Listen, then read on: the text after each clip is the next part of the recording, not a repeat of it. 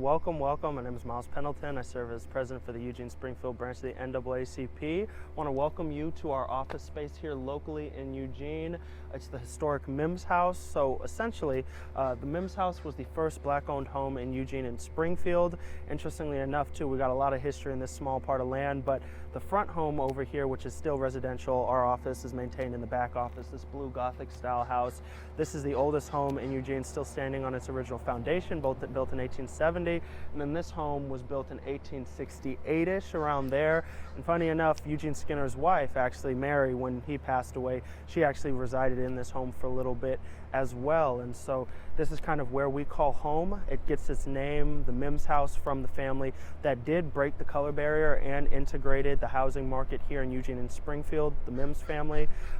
They talk often about, prior to moving in this house, originally from Houston, moved out here to work in the milling industry. And when they did so, they were met with racial segregation, discrimination, and C.B. Mims, who at the time was the patriarch of the family, was unable to work in the milling industry that was really kind of taking root and really expanding and blowing up here in Eugene, Springfield.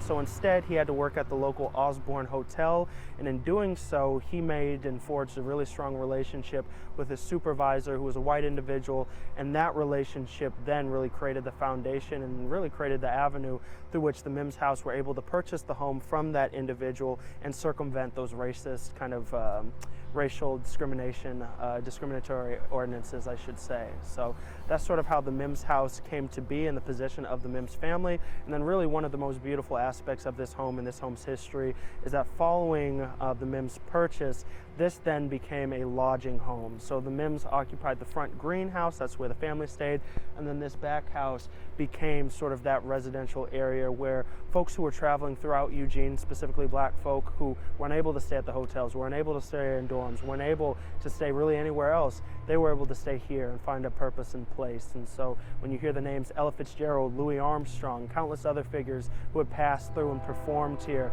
this is where they stayed, you know. And Willie Mims, the current patriarch of the Mims family, he often talks about interacting with these individuals, seeing Louis Armstrong, you know, in his home and being able to interact with them. So it's really a beautiful place here. It's a true historic anchor of our community, especially our black community.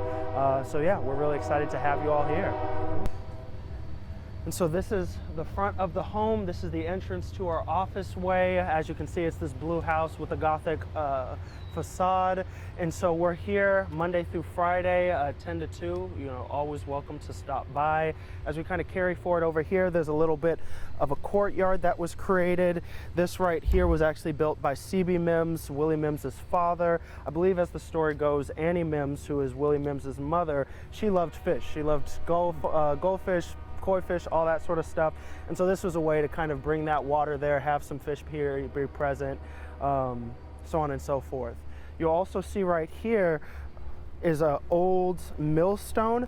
This site, as I said, small plot of land, but a lot of history, was actually the original plot of land for the Eugene Mill before it burned down. And so this is actually an original millstone that was housed at the mill. You can kind of still see the graded sort of style and texture to that millstone. This is what they used to use to grind up the flour and whatnot.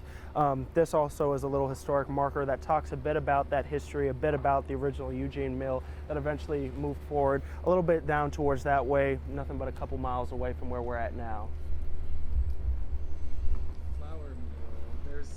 And then as we come to the backyard here, what we'll see is sort of a lot of the fruit-bearing trees that we have, a little bit of a community garden space, which was our first sort of community garden.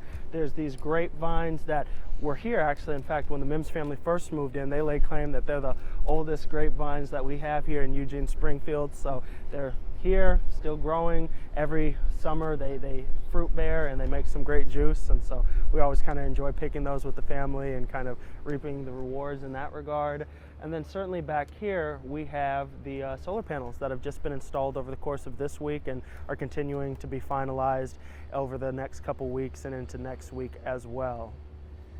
And then here is the original kitchen. As you can see, we have different food resources sitting here. This is also our food pantry where we keep a lot of the food as well that we distribute. As you come in here, this is sort of our transitional space where we're turning it more into a sort of conferencing area, a place for meetings, a place for engagement, a place for conversation, just trying to figure out, the best way to create a space where students might be able to go and receive tutoring or take part in programs, or we can meet and have, a whiteboard up here, something projected on the screen to engage in that sort of shared topic of conversation. So this is going to become really a meeting room, and we're trying to empower it in that way. How many people do you have on staff now? We have 7 staff members. Okay. 7 staff members. And then in here is kind of the front room. This is sort of the organized clutter of an office space. Yeah. It's where we have our different desks, so on and so forth. Over here is kind of the foundling library that we're creating and reorganizing and just uplifting. And then this is just sort of where a lot of the work gets done. These are where a lot of the conversations happen. We kind of have this shared space that we all just interact with each other within, and we like to be in close proximity with one another, bounce ideas off of each other, and we feel like we've set the space up to be a really engaging space where we can just talk with each other in our daily work and figure out what's the best way to do it, informed by a variety of opinions and perspectives. We do events, we do kind of standalone one-off events, we do reoccurring long-standing tutoring programs and things of that nature. Really any way that you believe you can get involved. If you have a passion or area of focus, please reach out to us, call us, step on by.